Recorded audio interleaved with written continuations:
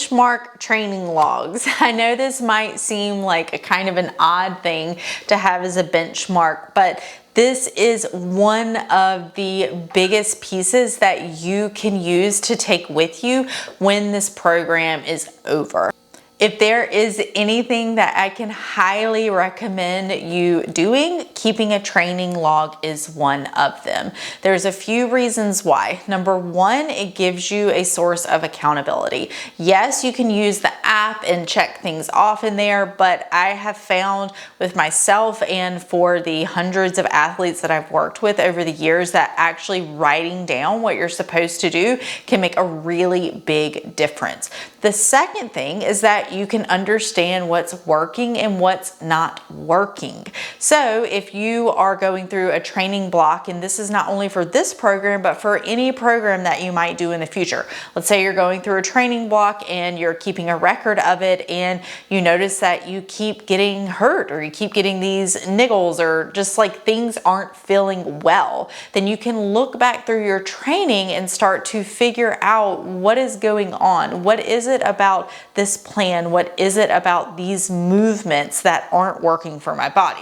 Number three, it can help you to understand what is making you feel amazing. And we want to use that information to our advantage, okay? So when you have written down what you've done, if you need to come back into training after you've had to take some time off or something like that, you can go back to what you did before and use that as a starting point.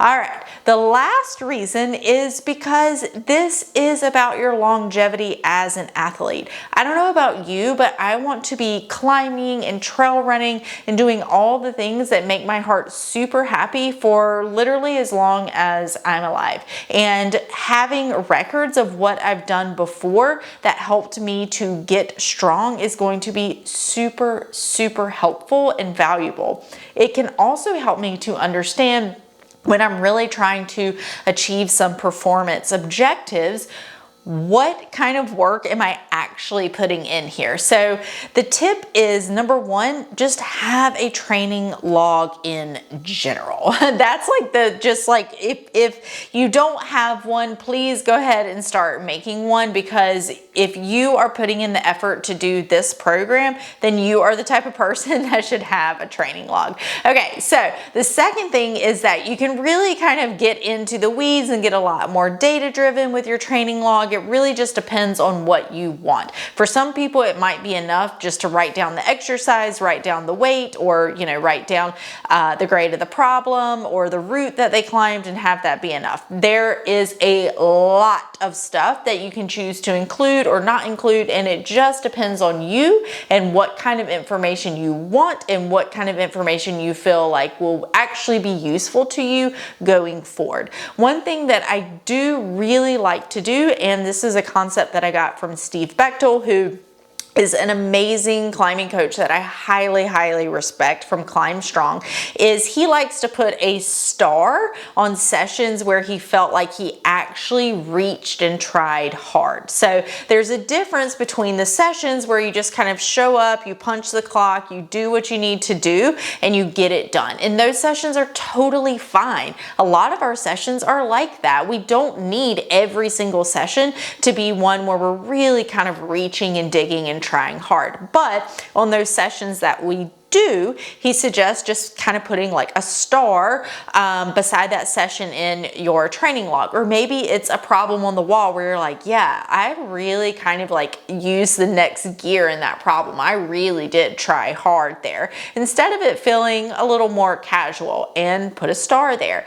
This helps us to understand how much real effort we're putting into our training. If you're looking through your week and you see stars on every single thing, well, you don't need that many stars. We don't need to be putting in super, super far-reaching efforts every single time we do a training session.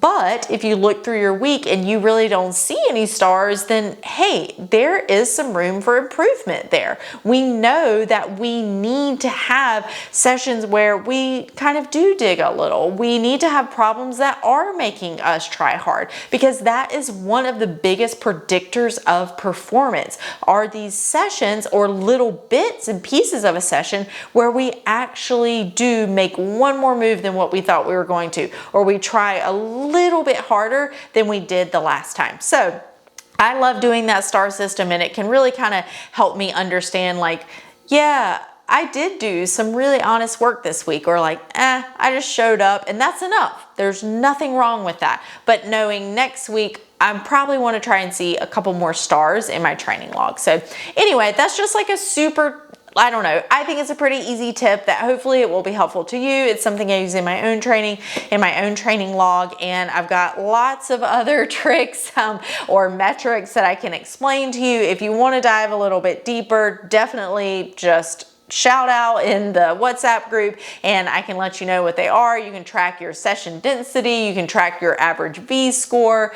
There's lots of cool stuff that we can do. So if you want to nerd out with me on that, be sure to let me know and I am happy to do it with you. All right, that's it for now.